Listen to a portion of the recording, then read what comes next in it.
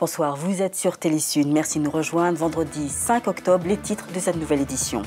Le Togo, toujours en proie à de fortes tensions. Une frange de la population, les manifestations se multiplient, une frange de la population réclame plus de démocratie dans le pays, le respect des droits de l'homme, des réformes politiques, la transparence aux prochaines élections législatives et locales.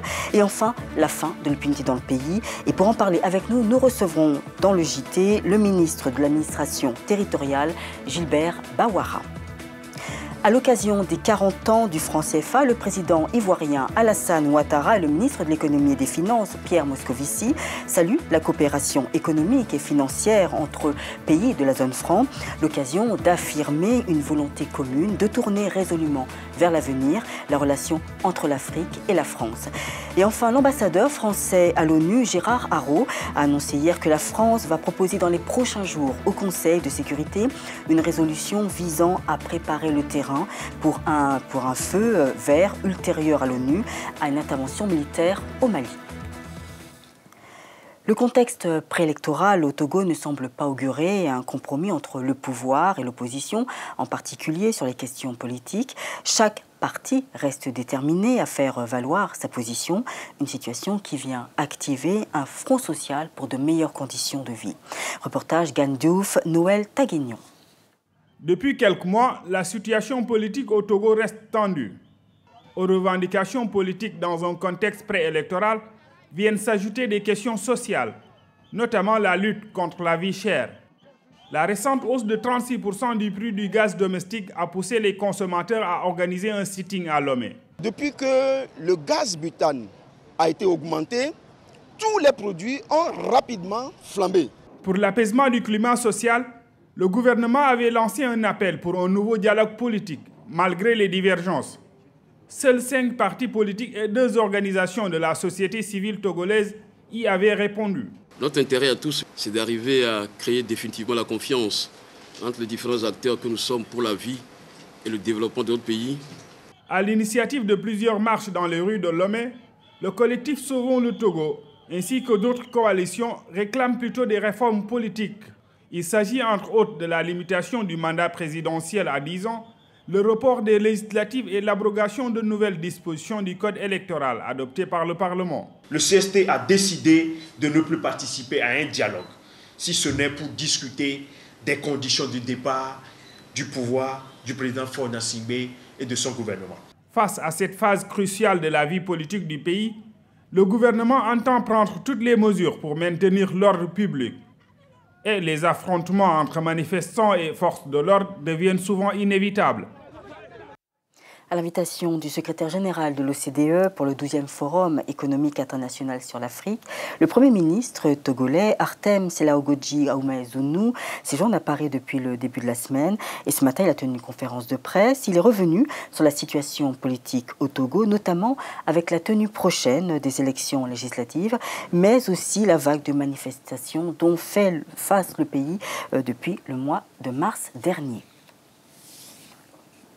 Et puis pour nous permettre de comprendre certains événements qui se déroulent au Togo et qui secouent le pays, nous recevons sur notre plateau le ministre togolais de l'administration territoriale, M. Gilbert Bawara. M. Gilbert Bawara, merci d'avoir accepté notre invitation. Tout le plaisir est mien. Alors, nous avons vu au début du reportage des Togolais manifestants pour leur pouvoir d'achat. Alors, que compte mettre en place le gouvernement pour répondre à leurs attentes, à leurs inquiétudes ?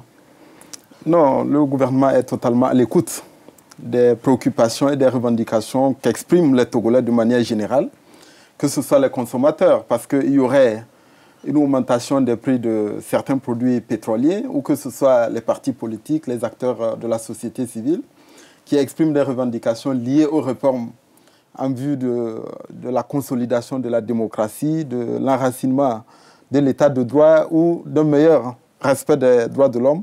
Le gouvernement a décidé depuis 2005 que le président Faure est aux affaires, de privilégier l'écoute et le dialogue avec la concertation pour voir comment trouver des consensus sur tous les problèmes qui se posent au Togo et aux Togolais.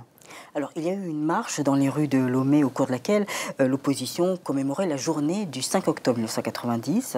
Donc, pour les téléspectateurs, je rappelle, il y a 22 ans, il y a eu un soulèvement populaire qui mettait un terme au monopartisme pour entrer dans l'ère du multipartisme. Alors, la marche d'aujourd'hui s'est terminée par des heurts entre les manifestants et les forces de l'ordre. Et ce que nous voulons savoir, c'est qu'il y a même eu des arrestations, il y a eu des blessés. Alors, on a l'impression, ou alors le Togo donne l'impression que les manifestations sont systématiquement réprimées. Alors, est-ce une façon de bâillonner l'opposition? Non, pas du tout. Si vous analysez la situation que vous venez de décrire, vous pouvez faire 2 ou 3 observations. La première, c'est qu'il y a quelques années en arrière, il y a 10 ans en arrière, on n'aurait jamais connu ce genre de manifestation. Ce qui signifie qu'il y a des évolutions majeures au Togo. Que les libertés démocratiques, la liberté de manifester, la liberté de réunion est aujourd'hui une réalité indéniable. Ce qui traduit d'ailleurs la vitalité de la démocratie togolaise. Si vous comparez la situation du Togo avec d'autres pays africains, vous allez voir aussi que la situation que nous connaissons aujourd'hui au Togo n'est pas acceptable et tolérable ailleurs. Surtout lorsque certains acteurs de la société civile et des partis d'opposition estiment qu'il faut systématiquement provoquer, injurier, inciter l'affrontement, provoquer la haine et provoquer des incidents et de la violence. Nous n'appelons pas ça des manifestations. Mais pour autant, le gouvernement estime que rien ne doit venir entraver le libre exercice des libertés, sauf ce que interdit la loi. Le gouvernement a l'obligation à la fois d'assurer le maintien de l'ordre public, mais également de veiller à ce que les libertés et les droits fondamentaux des autres Togolais ne soient pas entravés de manière excessive à travers des manifestations lorsque cela sort du cadre réglementaire et du cadre légal. Je voudrais dire, madame, à propos du 5 octobre. Monsieur le ministre, parce qu'avant, je voudrais savoir, le dialogue avec l'opposition bute sur les réformes électorales. Alors, elle souhaite que Faure Gnassingbé, le président, ne se représente plus après 2015. Alors, ce qu'il ferait 10 ans de pouvoir. Alors, pensez-vous que le président togolais peut être sensible donc à cette demande? Est-ce que son départ pourrait-il apaiser les tensions dans le pays? D'abord, je voudrais, pour revenir au 5 octobre, dire que ceux qui manifestaient dans la rue existaient sur la scène politique en 1991. Mais ils devraient s'interroger si la stratégie et les méthodes d'action qu'ils sont en train de répliquer, qui datent des années 91, si ça n'a pas produit des résultats depuis lors, pourquoi ça produirait aujourd'hui?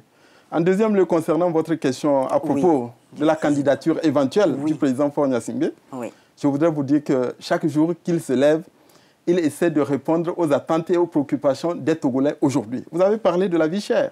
Vous pouvez parler des conditions d'éducation, de santé, d'accès à l'eau potable, et l'impunité. La nécessité d'améliorer les infrastructures, la lutte contre l'impunité, la lutte contre les cas de malversation ou de mauvaise gouvernance.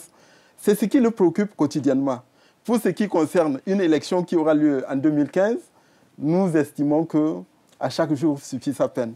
Il n'a pas à commencer aujourd'hui à délaisser les Togolais, à les mépriser même, pour commencer à penser à son ambition personnelle. Très bien. Merci beaucoup, monsieur le ministre. Je rappelle que vous êtes donc ministre de l'administration territoriale au Togo. Voilà, monsieur Gilbert Bawara. Merci beaucoup. Direction la Côte d'Ivoire, pas de sit-in. Hier matin, devant la cathédrale Abidjan-Plateau, le Front populaire ivoirien et sa jeunesse ont pris acte d'un communiqué émanant de la préfecture d'Abidjan et qui invite au report de la manifestation de ce jeudi. Après l'annulation de leur sit-in par les autorités, la jeunesse du Front populaire ivoirien a animé une conférence de presse au QG du parti, Edem Kouadio. La tension continue de monter entre le régime Ouattara et les pro-Gbagbo. Et pour cause, le sit-in projeté par la jeunesse du Front populaire ivoirien devant la cathédrale Saint-Paul du Plateau, au centre administratif de la métropole économique ivoirienne Abidjan, s'est vu annulé aux grandes dames des organisateurs. L'objectif, selon les organisateurs de cette manifestation, visait à dénoncer les arrestations, séquestrations, tortures et autres violations des droits de l'homme qu'ils attribuent au régime en place. Un communiqué pondu mercredi par la préfecture de police ivoirienne sur les antennes de la télévision ivoirienne expliquait qu'en raison de la réquisition des forces de l'ordre pour la défense du territoire selon les termes du communiqué, l'État de Côte d'Ivoire n'aurait pas les moyens. Ils nous reçoivent pour qu'on discute.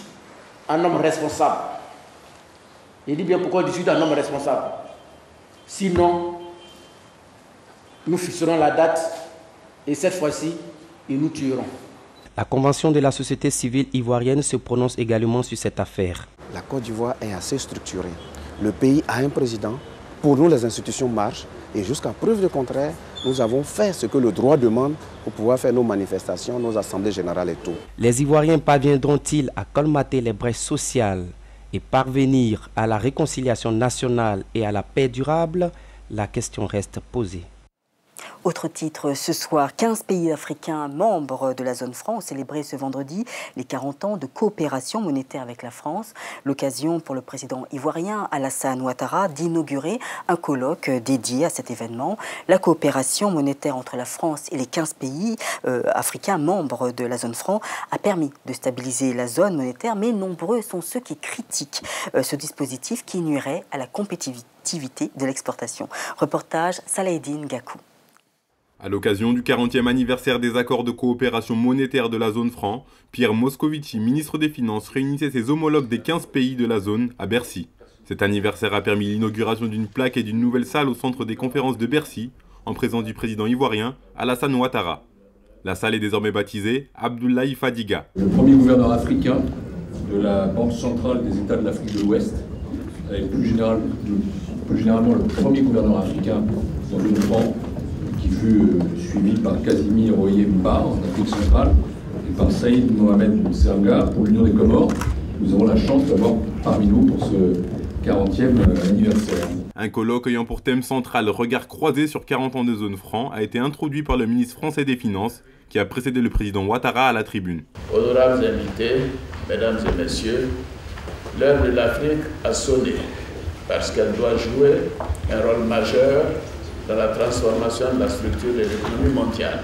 Parmi les invités à ce colloque, des représentants des gouvernements et des pays membres de la zone franc, optimistes pour l'avenir. Les deux partenaires ont avantage à ce que cette coopération perdure et se développe de plus en plus, avec des échanges au niveau technologique, au niveau des connaissances scientifiques, au niveau des investissements surtout. L'Afrique a été moins touchée que les autres continents par la crise internationale, notamment les pays de la zone franc. Le fait d'avoir une monnaie unique et d'être astreint à une discipline qui a conduit aussi à ce qu'on ait des niveaux d'inflation qui sont bas. Ça, c'est une chose qui est vraie.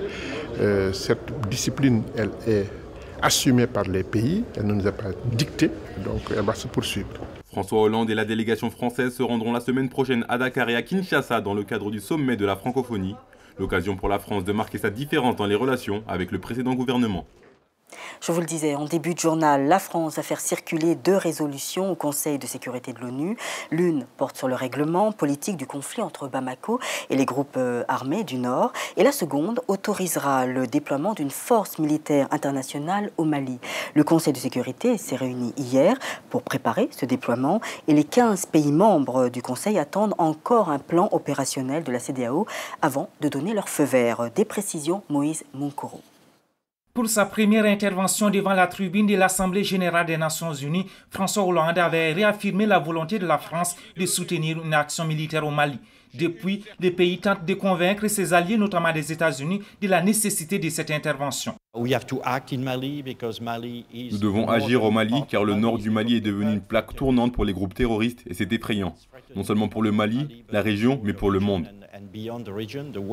La France devrait déposer dans les jours à venir des résolutions devant le Conseil de sécurité. La première concerne le volet politique. Il s'agit d'appeler les rebelles Touaregs à se dissocier des mouvements islamistes pour négocier avec Bamako sous peine de sanctions internationales. La deuxième résolution porte sur l'autorisation de l'envoi d'une force internationale pour aider les autorités maliennes à reconquérir le nord du pays sous contrôle des groupes islamistes. Le Conseil de sécurité pourrait donner son feu vert sous 30 jours, mais à condition que la CEDEAO présente un plan militaire plus détaillé avec un budget précis. Nous espérons que nous pourrons autoriser le déploiement de la force dès que possible, mais cela ne dépend pas uniquement du Conseil de sécurité, car c'est une force africaine qui interviendra. Donc nous n'allons pas donner une carte blanche, nous avons besoin d'éléments concrets. Depuis quelques mois, nous sommes en attente de ces éléments.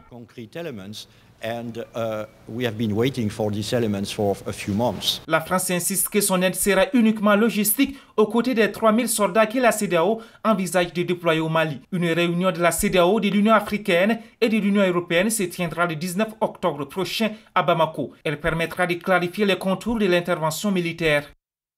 Et pour terminer, nous saluons cette belle initiative de nos confrères BBC Afrique et Africa numéro 1, la radio, qui lance une émission commune. Ça s'appelle Le Débat, BBC Afrique, Africa numéro 1 Paris. Une émission consacrée à l'actualité dont la première édition sera diffusée demain à midi, heure française. Et puis nous arrivons au terme de cette édition. Avant de nous quitter, la principale information, le Togo, toujours en proie de fortes tensions. Les manifestations se multiplient, une frange de la population réclame plus de démocratie dans le pays, le respect des droits de l'homme, des réformes politiques, la transparence aux prochaines élections législatives et locales. Voilà, puis nous avons reçu le ministre de l'administration territoriale, Gilbert Bawara. Merci de nous avoir suivis. Prochain rendez-vous avec l'info demain à 21h, un journal tout en images. La suite de vos programmes continue, le JT Sport et puis aussi la lettre de Christian Mambou. Voilà, merci de votre fidélité, bon week-end et bon repos.